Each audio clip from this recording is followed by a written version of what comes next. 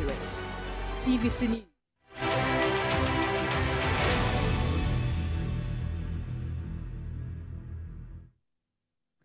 Thanks for staying with us as we move on now to another development in the country, this time a very significant one as well.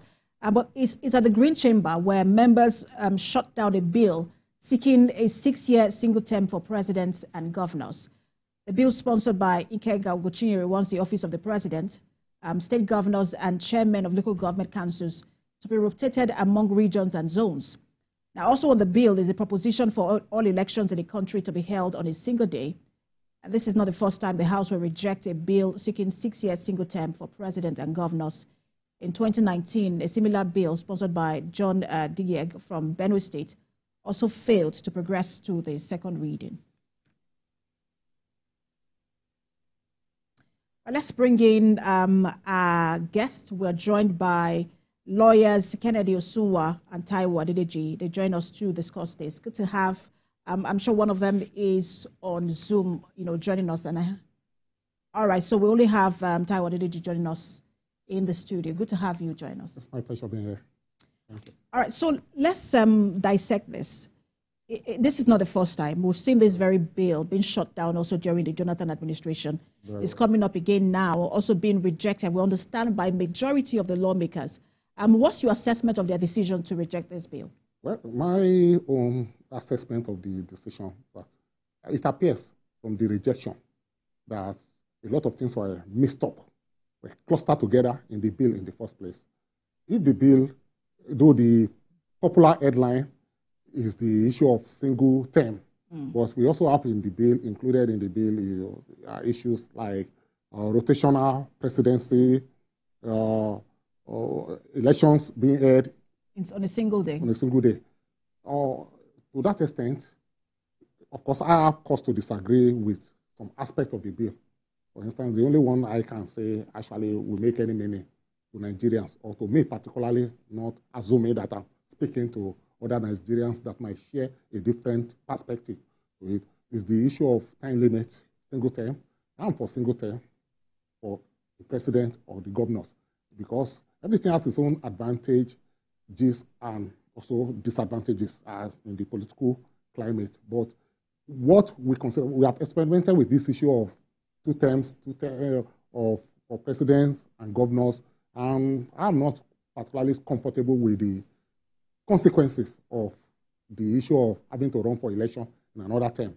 Most of the time, we find out that a governor who is elected for the first time or a president who is elected for the first time used predominantly the first time to consolidate, to build his own structures, to make sure to prepare for the second term. So it doesn't, to me, it is destructive. So I believe a single term of 6 years is in order.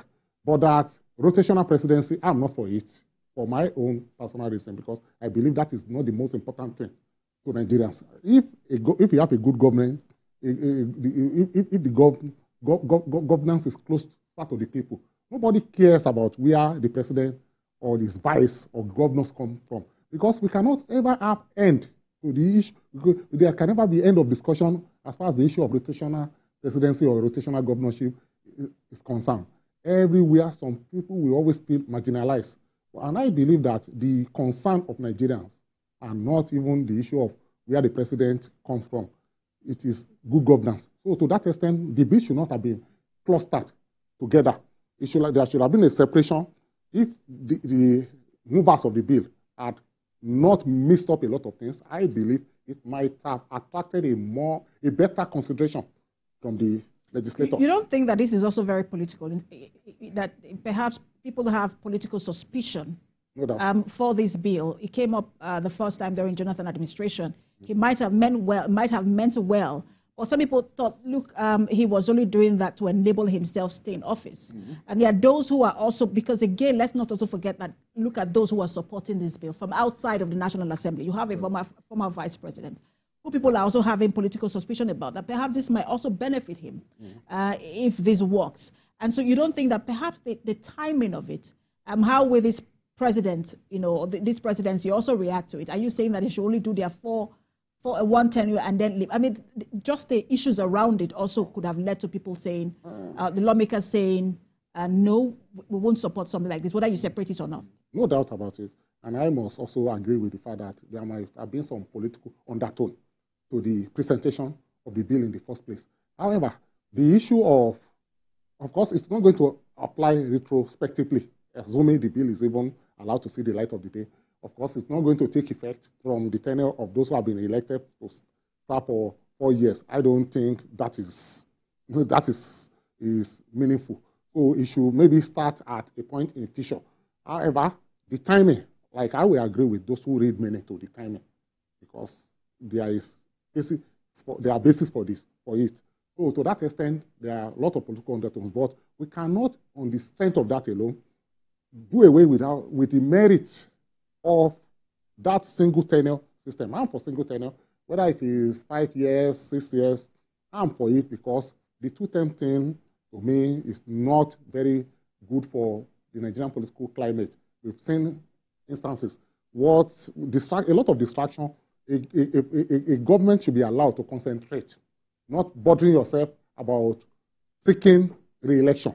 Once you know that you have a single tenure to perform, you have no excuse. You want to be accountable to the people who elected you. But, some will argue differently, because merit is contextual and relative. There are people who will say the reason some governors and even presidents do well in their first term is because they know that they will come back for second term. So they try and do a lot for you, and then you vote them in. They might not necessarily do anything in second term, but at least they've done something in the first term. But then if you give someone a single term of 6 years, he decides to work or not to work, and then you may or may not be able to hold him accountable.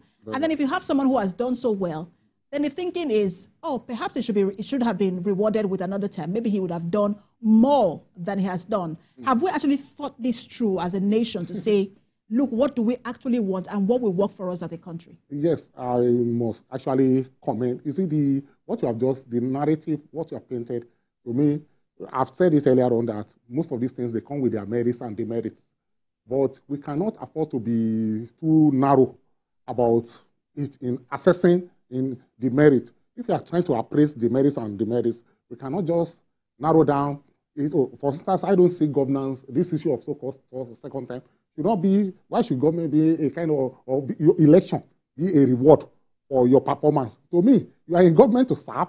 If you are under a single tenure system, you will perform because you have held accountable to the people. But when you have seen, sorry to interrupt you, when you have seen poor governance for a really long time, the tendency is that when someone does well, you really want to say,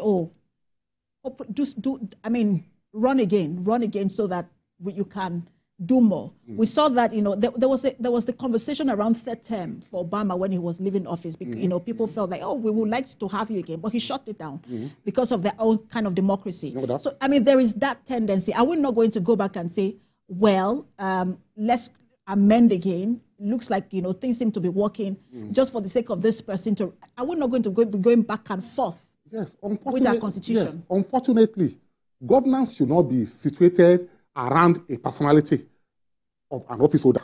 I don't believe in that. Have we passed that level where it's not situated around a person? Yes, it's not about waiting to pass that level. As a matter of fact, we are there, because as far as I'm concerned, why should it be that everything should revolve around the personality? It's a system. If a system is put in place, if a president, for instance, if he does very well, for me, an example has been, there is a Russian revolutionary, Leon Trotsky, made an aside. He said, where tradition is lacking, a striking example becomes relevant. Once a president stands out, it does not matter whether that president is coming back again. A tradition has been created, a system has been put in place that anybody who is coming after will emulate. Because by the time you have created that standard, it is not. So what, God forbid, what about if the person dies? So are we going to ask him to come and do second time from his grave? So it is about system that is in place that will structure conditions the way human behaves. So when there is a good structure, by behavioral patterns of politicians, when they see anybody, of course, we look for a good example. And that is why I quoted that statement by Leon Trotsky that a striking example becomes relevant. It becomes relevant because when someone has performed wonderfully well, you don't want to go and lower the standard if you are the one coming. Has that been the case? We can go on and on with governors who have performed well in their state, and when they left office, the next person who came in did very poorly. Yes. We can also go on and on with governors who did poorly and somebody else came and did very well. It's not about the individual. The point I'm trying to make it, have we thought this through very well as a nation? Because it would almost seem that we're putting the cart before the horse. What enables an individual, for example, when you look at the US, is that they have strong institutions. Very well. And so when you have built strong institutions, the individual is confined with the limits of the rule of law, and it doesn't have a choice but to follow the rule of law. Isn't that what the lawmakers should be focusing on first? I mean, whether we do single term or 2 terms, but shouldn't we be focusing on their oversight functions on some of these agencies to ensure that they are independent before we start thinking of the system of government? Very well, I'm in complete agreement with that. When we build a strong institution, it does not matter. Even the personality, we have to at least be in tune with the institutional framework that has been provided. If we build a strong institution instead of trying to build strong personalities, to me, what we need are the institutional frameworks that are put in place. I agree that, of course, there are better things for the legislators to engage themselves with. They should be concerned about building strong institutions than the tenure of office for the office holders. For instance, I don't, except for of course, there's an economic angle to this issue of having every election in one day. But I also know that the movers of the bill might also have their own undertone, their own political motive. They might think that, of course, if you are running for the governorship, for instance, and you have a president that is so charismatic, you can ride under the crest wave of that president to get elected. Even if you are supposed to be an anonymous person, maybe you are running for the Senate. But most, it's perhaps how Labour gained inroad into National Assembly because we're riding on the personality of Peter Obi. Exactly. That was it. But what they have forgotten is that most of the time with proper political education, it might not even be like that. It might not serve that purpose at the end of the day. An election was conducted here in Lagos State, the same day, the same time, and we found a situation where a governor was elected, Sir Michael Otedola. On the same day, many House of Assembly members running under NLC were also rejected. The same day. So they didn't vote. They voted NLC for governor, SDP for House of Assembly. So it happened. It can happen. Nigerians are particularly people. For instance, I can speak for political sophistication of many Southwesterners who are always very conscious. They can say, you can't just come and benefit from. If you are not Awolowo, you are not Awolowo. It is not. So people, of course, you can always see where people want to benefit from the popularity of the main man. But to me, it's neither here nor there. They should focus more on good governance than having every election in one day. As far as I'm concerned. So even though it has its own merit economically speaking, maybe it will make the whole organization less expensive if you decide to have every of the election in one day. One day. But I also wanted to speak to how some of these bills are passed, and then, the thinking behind that, perhaps maybe that also is what spurs the suspicion. Because for this particular bill, we saw elites speaking about it. And we saw that the lobbying that really happened at the level of the political elite. In fact, they went as far as going to see the former president, Obasanjo, but not at the constituency level. We didn't see that conversation with their constituency saying, what exactly do you want? Are you in support of this?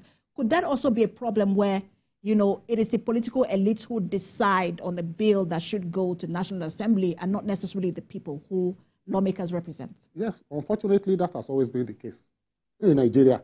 That's why I consider the issue of the clamor for rotational this, rotational that of presidency. That's why I said earlier on that there won't be an end to it, because like the content of the bill that was sponsored, they said if the presidency is rotated between North and South in the first instance, so the next time is coming to any of the region, it will now be rotated among the geopolitical zones that the senatorial districts that made up that, or the geopolitical zone that made up the region. So, that is why there will be endless agitation for more equitable representation, because some people will always feel marginalized. All they need to say is that, look, the last time we came to the South, it was Southwest.